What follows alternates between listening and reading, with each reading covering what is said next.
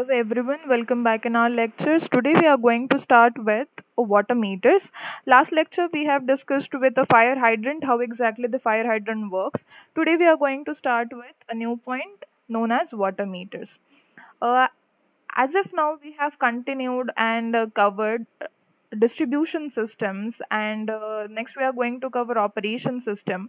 In this distribution system, water meters are quite important to understand how the flows goes, what are the how the water demand fluctuates, how much quantity of water is consumed by our consumers, how much quantity of water we should supply towards the consumers, what is the gap between the demand as well as the supply. So, to understand the on filled quantity utilized by the consumer and the flow supply maintained by the government or the supplier, that can be achieved with the help of this water meter installation. Nowadays, water meter installation is quite mandatory for each and every society who is using the treated water. So, what are the different criterias for the good water meters? The water meters should not, water meters should accurately measure major as well as minor changes in the flows, water flows. It should easily be maintained and repaired. So, it's whatever parts are there, that parts should be available easily in the market. It should be working in all the variable pressure heads. Whatever the pressure heads are going to change because of some changes in the distribution system, those will be bearable by this water meter. It should not get clogged, and its durability should be more or should be good, you may say. Frequent replacement of this water meter should not be there. It should not get affected due to the chemical properties of untreated water, if any cases are there. See, if water is there, whether it is treated or not treated, water is there, it means some corrosion factor will always be applied, some chemical changes will always be there. So your water meter should resist all these chemical changes which will be there because of the water contact. Okay, so bearable to or resistance to all chemical properties related to water. It should be easily available in market and less in cost. Whenever it is cheaper, the cheap or the less cost material will be utilized more frequently. So the quality as well as the cost of that water meter should be good or easy to handle. Now, what are the different types of water meter that are utilized on field?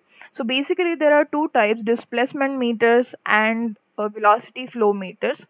These are the two main types which are actually based on where this actually meters are utilized. Matlab utilization, on basis of utilization, two main types: displacement meters and this velocity meters. Displacement meters are generally used for your residential building purpose. Whenever we are supplying water to residents, this displacement meters are used. And these flow meters are generally for major section whose area is known to you, and the highest flow rates are there. So such areas your flow meters can be utilized. I have one GIF for this displacement meters, how exactly this displacement meter looks like. So there is one blade-like structure or plate-like structure which makes your water enters and then rotate that particular plate over there. How much rotations takes place because of the water flow or that particular installed disc? That displacement of disc will measure the flow rate. Okay, so these are directly proportional. The displacement of plate is directly proportional to the quantity of water, the flow of water inside your meter. Okay. No, there are four more types of water meter which are actually based on the principle used for measurement of flow inside your water. Whether it is a magnetic principle or mechanical principle or vortex principle or ultrasonic waves are utilized. So on that basis, these are the more types of your water meter. First type is magnetic water meter. Magnetic flow meters measure the speed of flow passing through the pipe using a magnetic field to measure the volumetric flow. Now, on how this is happening, these are based on the principle of Faraday's law, which states that the magnetic induction occurs to which liquid generally voltage when it flows through a magnetic field. So what does it means?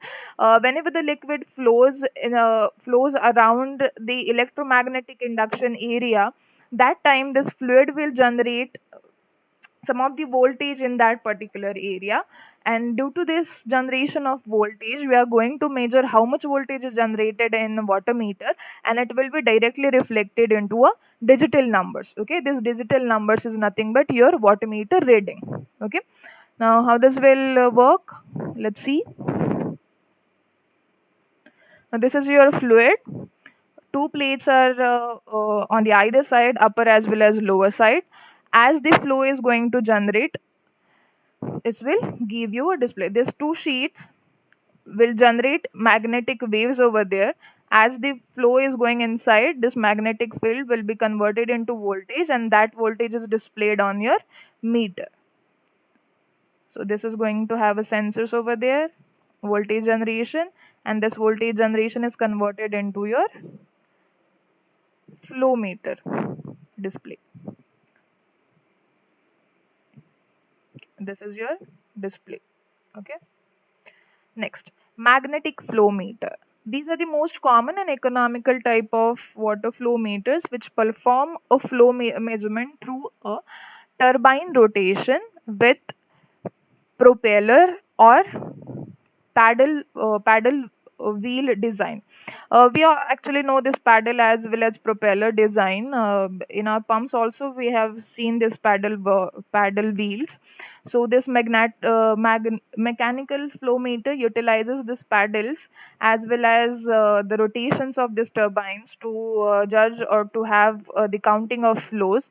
The mechanical type of water flow meters work by measuring the speed of water flowing through the pipe that causes a piston or the turbine to rotate. Okay, so whenever flow is going to be there in a pipe, this flow makes that particular turbine rotate. How much rotations are made, that will be nothing but your flow reading. The volumetric flow rate of your water is proportional to the rotation speed of blade. So it is directly proportional. Rotations are directly proportional to the flow rate of water. How this is work, let's see. Oh, I guess it is the same one, magnetic one, and I'll show you afterwards. Next one is ultrasonic flow meter. Ultrasonic water flow meters measures the speed of fluid passing through the pipe using a ultrasound to measure a volumetric flow. In a transit time, ultrasonic liquid flow meters, an ultrasonic signal is transmitted in a direction of flowing fluid downstream, and then another signal is transmitted against the flowing fluid upstream. In its most basic form, the time of a sonic pulse to travel downstream is compared to the time given by the traveling to upstream. Now, what is going on over here is the ultrasonic pulses are utilized to calculate these flows into your pipes, in your flow meters also. Two types of signals are sent. One is downstream and second is upstream. How much time or the variations of timing taken by this upstream and downstream both are calculated and compared. The compared reading is nothing but your flow meter reading. Okay, so this is how the ultrasonic pulse is working. One, it is going to send this one, again a downstream, both upstream as well as downstream. How much it will take time, the variation in these two times, that will be nothing but your flow measurement. Okay, this is quite costly affair, so I don't think it is utilized on a larger scale. So we will go for the next one, that is the last type of extra water meter. It is vortex meter. In a vortex meter, a sensor tab flexes from side to side when each vertex flows past, creating a frequency output that is directly proportional to the volumetric flow rate. Multivariable vortex flow meters can measure up to 5 process variables with one process connection: temperature, pressure, density, mass flow, and volumetric flow rate.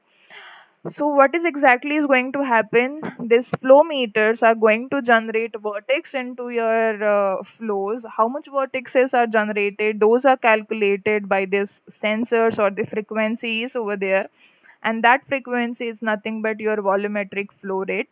Plus point is this vertex flow rate can have four more patterns of calculation, that is temperature calculation, pressure, density, and mass flow calculation in one single flow meter. Let's have a look. Okay, so this is the central shaded bar which is going to generate the vertex into it. This vertex or the proportion of vertex generated is got by this sensor, and the sensors are going to replicate this particular amount of a vertex into the amount of your volumetric flow rate. Okay, fine.